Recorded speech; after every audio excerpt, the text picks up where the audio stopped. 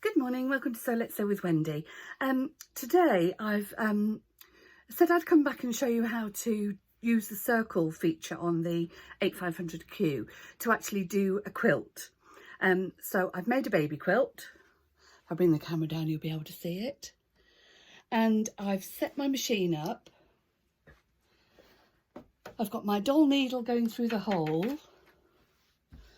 I'm going to do a straight stitch to start with. I've pulled my threads through so that both threads are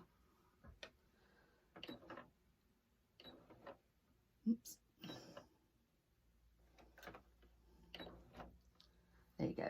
That's both threads are now on top. Took those out of the way and I'm now going to start and see what happens. On purpose, I haven't put a walking foot on the machine. I've just put the normal foot on. I just move you in a little bit closer, that's better. And I'm doing this just to see what will happen. Okay, so fingers crossed, here we go.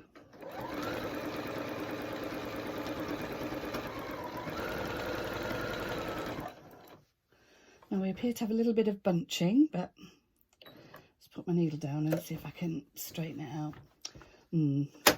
Let's see.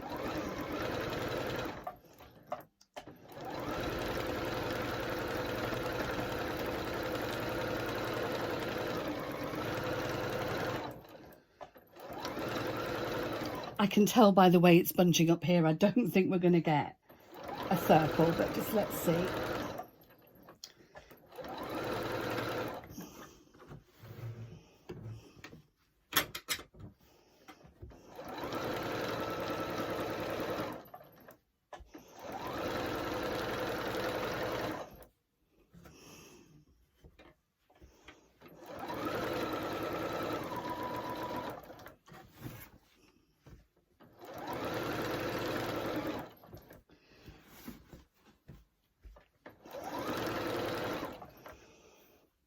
Now, here's where I started.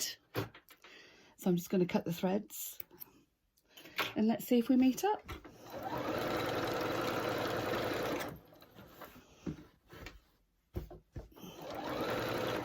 And I can actually see now that we're not going to meet up because of all the bunching up.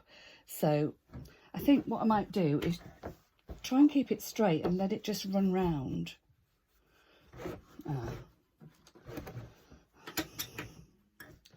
I actually see what's happened. My extension table underneath has moved. See, it's moved. There we go. And I guess if it was in the right, place. Let's take that out. I'm just going to try and make it meet manually.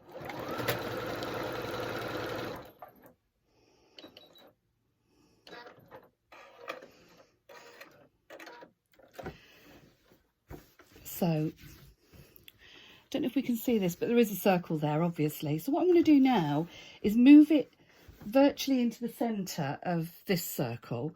What I'll do is I'll pop my dolly needle through it.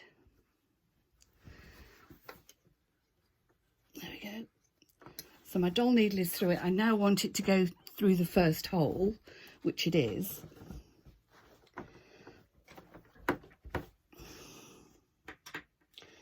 Right, so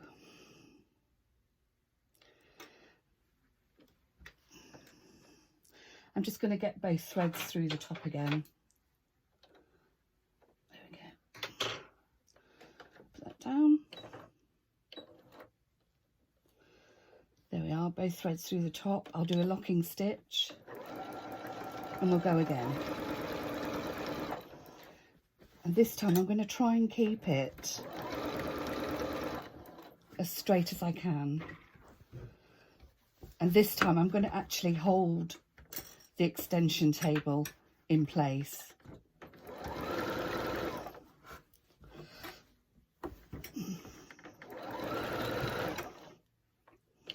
This quilt is a baby quilt, it's not even a very big one, but I'm kind of struggling to keep it straight, but I'll keep going.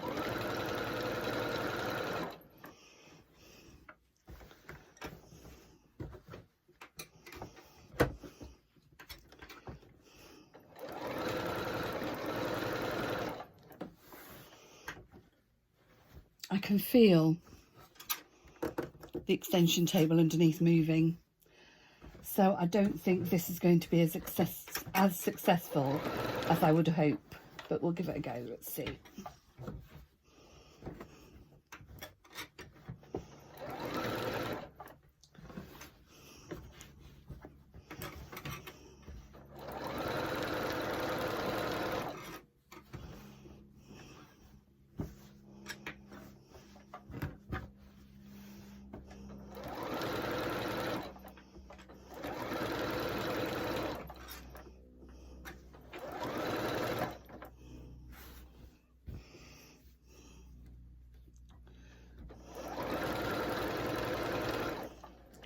Well, this one is actually working better because I am going to actually end up where I started.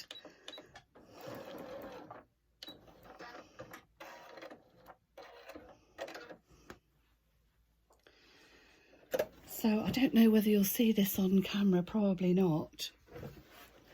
But you see we have 2 circles, one there and one here. So I'll carry on doing this, and I'll show you the finished project when it's done, and we'll see how I get on. The only thing I would say is this wretched extension table does keep sliding out, and I'm not quite sure what to do, whether to put a bit of tape on it. You know, I've got some washi tape here, and I'll just see if we put some tape on it, whether that'll stop it moving.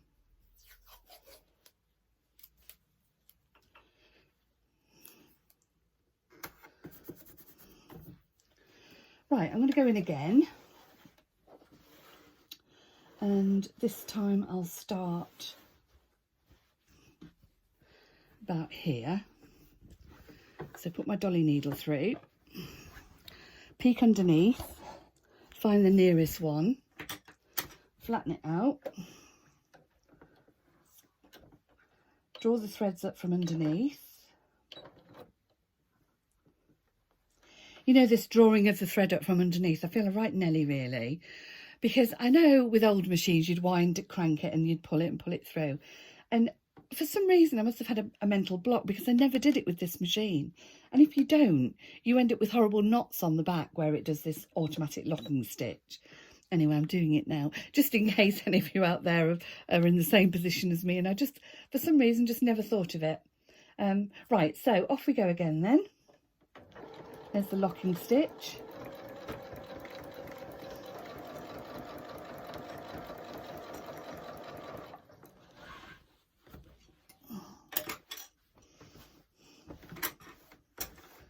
And the idea is to try and keep it as straight as possible.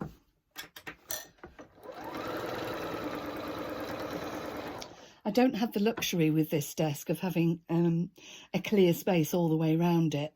So I've got a set of bunk beds just to the left here, and it keeps getting caught in that. But I know some people just have to do it on the dining room table, so I'm not moaning.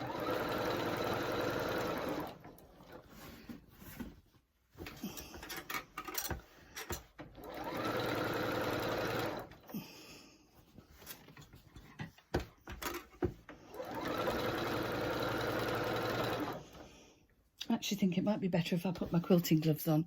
So I'm going to try that. Anyway, I'll catch up with you later. Thanks for watching. Bye.